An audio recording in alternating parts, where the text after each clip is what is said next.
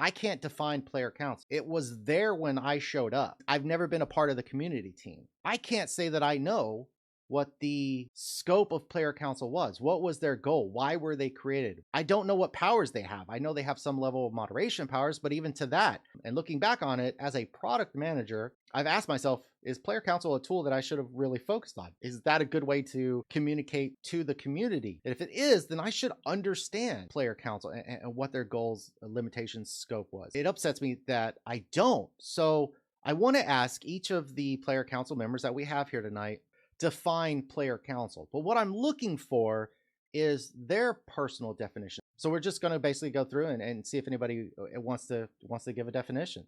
Obviously, to be a liaison between the EME staff and the players to try to focus the player feedback, give the EME staff an easier group of people they can interact with directly to bounce ideas off of, get comments about things, and to make sure that the important issues surface, come up to the surface. I think that was the primary reason it was created in the first place. I think that's for a large part what we were trying to do. Each of us had a different focus or area that we originally brought to the table when we were invited into the council. So we were not all expected to be experts on every single thing, or we're not all expected to be familiar with every single part of the game, whatever. Because as a council, as a group, we each brought our own, voice to the table. We each brought our own experience and our own focal area, and together we could navigate some of the player feedback, some of the issues, and kind of say, okay, well, here are the important things you need to know, EME. Here are the things that players are worried about. Here are the things that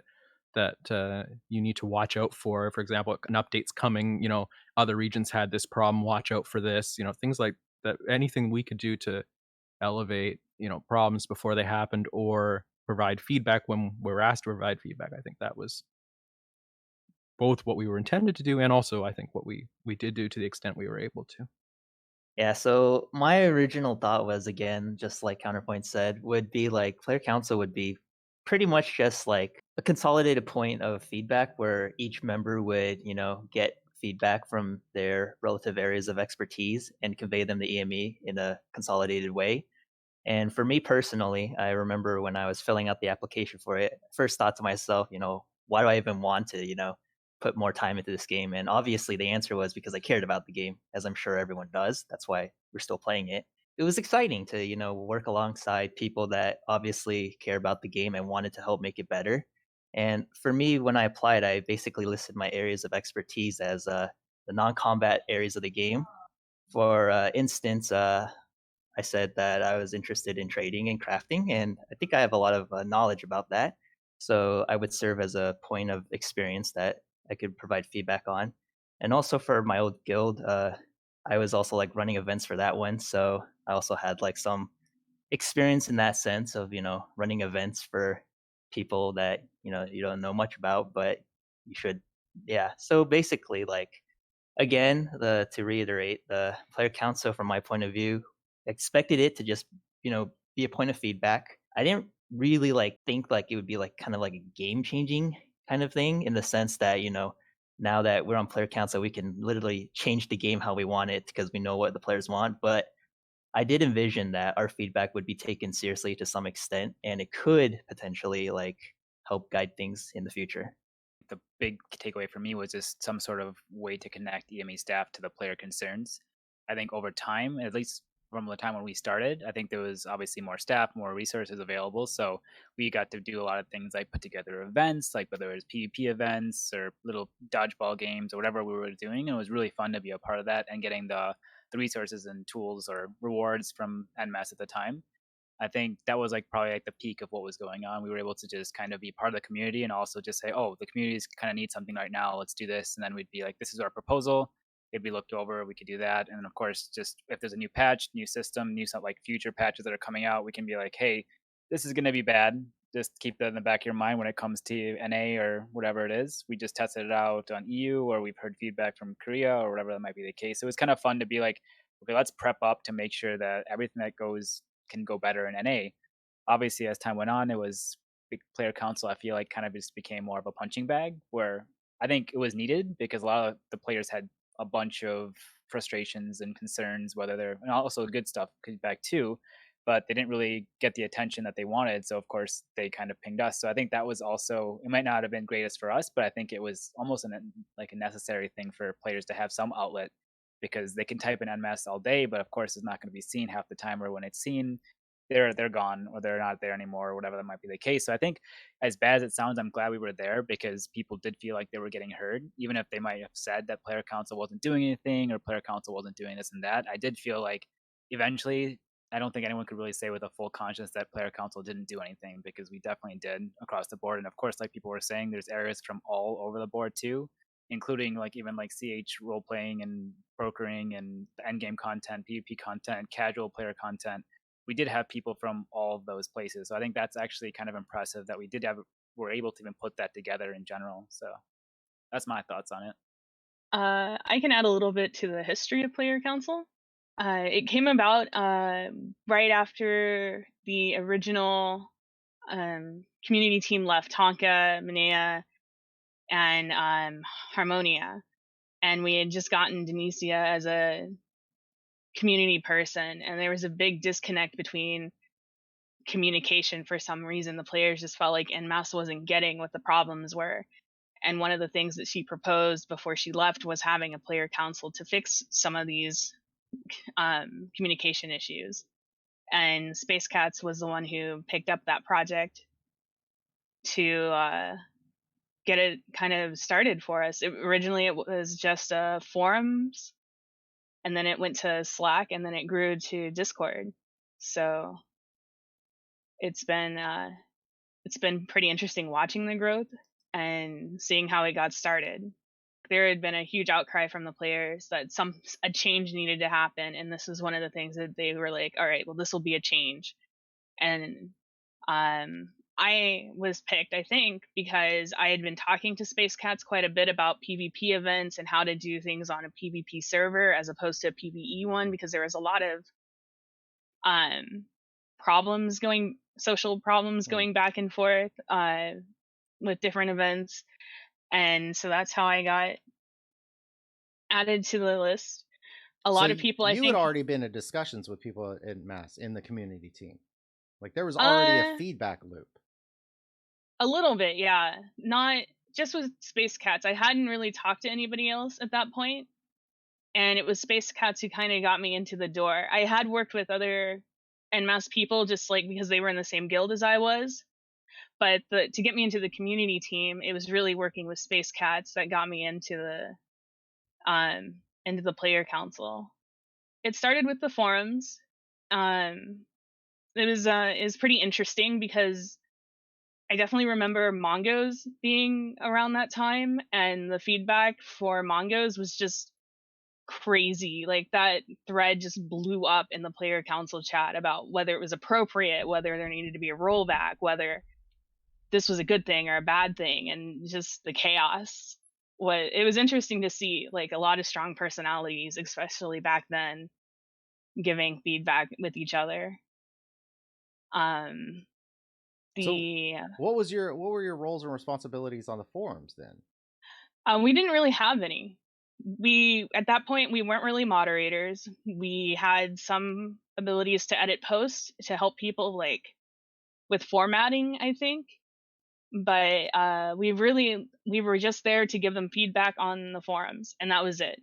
Originally, there was some debate or discussion about whether or not we would be forum moderators. If I remember correctly, the first version of the application form that Space Cats posted had implied that we would be, and then there was some feedback like, oh, I don't know if this is a good idea or whatever. I don't remember all the I remember all the conversation at the time, but I remember that the notice was updated at some point where it's like, no, they won't be forum moderators, but they'll just have some tools to help. Yeah. And obviously, as we go into the what's changed since, obviously that did change in the years that followed, but we'll get into that in a little bit future. But at the beginning, it was, we didn't really have any responsibilities on the forum. The forum was, we just had a forum for us to bring forward feedback and issues, and this is again before we NMS moved more towards Slack at first, because you guys were using Slack internally at first as well, and so we moved to Slack, and then eventually it said to Discord. But All right, I But yeah, remember I that think the topic forums are 'cause mostly there just to collect feedback from everybody. Discord was fairly new at Yeah. the time, and we had made a player council Discord at the time, and then it kind of Hmm. became an unofficial NMAS or I guess NA Terra Discord too. So that was kind of fun. But then obviously once like it became, I think we ended up just closing that one down. I'm not mistaken. I don't know if it's still alive Yeah. or not, but that was fun to be a part of that process because we got to pretty much start our own Discord that got super popular, and then before the official one came up and about. Oh, we have Disco Dolly to thank a lot for our original Discord because she came in and helped us a lot with um, player issues, technical issues, things like that. She was able to kind of come in and make it official. Whereas before it was just like player council and the community people who had grievances that they felt like weren't being heard. Interesting. I Yeah, didn't no, know no. that. I worked a lot with Disco Dolly. She was one of the primary contacts with the product management team.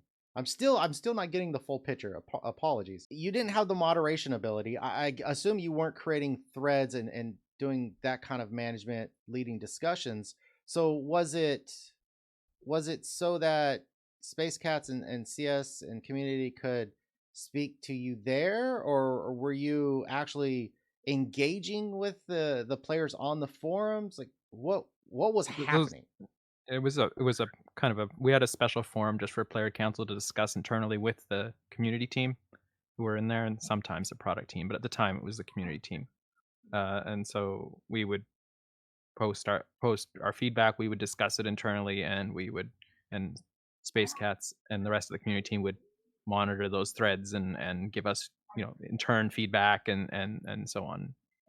So that was what we originally were doing. This is again before we had the Discord, before we had Slack and so on. So this was just the first step was we had this private forum for us to discuss with the staff, and then later on it evolved into. Big thing was it's just there's no medium to actually have some communication between NMS and the player council at the time. I think I joined when it was already on Slack, so I didn't really do the forum thing, but I can imagine that back then they really didn't want to have us on the internal network, or nor was there really a good spot besides like maybe Skype or something at that time. So obviously it was just there's probably just like let's figure out some way to communicate with each other. So I'm guessing that's where the forums came in. It's kind of building off like the perspective from the forum side because I joined at the very start of when Player Council was made. It's kind of the transition is basically you get to talk to people in real time versus we left like posts on forums and it's like I'm not sure if they've seen this yet, or then I'm sure they have but they haven't formulated a response yet, so then they actually reply like maybe a couple days later. So there's a lot of like delay in communication in that respect. And the transition to Slack and more like instant messaging systems where, if they reply, you can actually start the conversation right there instead of waiting for replies was a really big benefit. And especially like I don't think like having these like secluded ways for us to communicate with EME particularly excluded us from talking to players because again, I'm pretty sure the intent of the council was to select members that were knowledgeable in all their various aspects of whatever they applied for, because again that was a question on the application. And so I would assume that the people that were picked for a very specific reason. Like there was nobody that was picked without reason. Everyone had a reason to be there. So those people already had their own ways of getting feedback. Me personally, because I was in an endgame guild at the time and I knew a lot of players that were endgame, and I also like paid a lot of attention to the non-combat aspects of the game. Like I had a lot of feedback basically on certain things. And this feedback could also be things that like the beauty of it is because we have people from all these different like backgrounds, we get feedback that you would normally never consider, like I'm sure someone that's like at endgame PvE or something doesn't view an event the same way as a player that just plays casually, or an endgame PvP player might be like, wow, this event is useless for me, but a PvE player might be like, wow, this is the best event ever. You get all these different point of views that you would normally not see unless you have a group of people that are from different backgrounds. I think I came in pretty late along with Waffle and compared to these other guys, and I came in to help replace, I think, Idiotic Genius, who was helping out with the localization and like translation stuff to figure out like some wordings and jargons basically and patch notes. And at the start, I really didn't I think I was much more vocal back then about trying to like figure out how much I can push for changes and stuff. And I was really wondering why like EME didn't run this or that over with us for certain things, and I was really vocal about that in PC chat as well. And over time, I think I was able to figure out how much I can be vocal with and how much I can talk about this one topic versus another to get some changes in or not and provide feedback accordingly. That's exactly. I think that's what Sarah's getting. And I think that's a very important thing that I think that's hard to explain to the players. Like, why aren't you on their case? Like, for example, someone brought up in chat recently, okay, this recent exploit issue that happened and the punishments related to that and all that kind of stuff. And so, to this day, some players are not satisfied with the way that was resolved. I think maybe all players are not totally satisfied with the way that situation was resolved. And we certainly raised that issue and we brought it up many times. But you can't just keep on hounding on it every day. Like, okay, fix this, because at a certain point you realize, like, if I just keep on hounding on this issue, they're just going to ignore me. And because they've said all there is to say, they've done all there is to do. Hey, how cool is it that you found the GuffyBear YouTube channel? I mean, that's, wow, 1 in a million. Thanks for being here. And if you hit like, subscribe, and comment to one of my videos, my ego really explodes. It just inflates. You have that power. That's something that you can do today to make yourself and me feel good.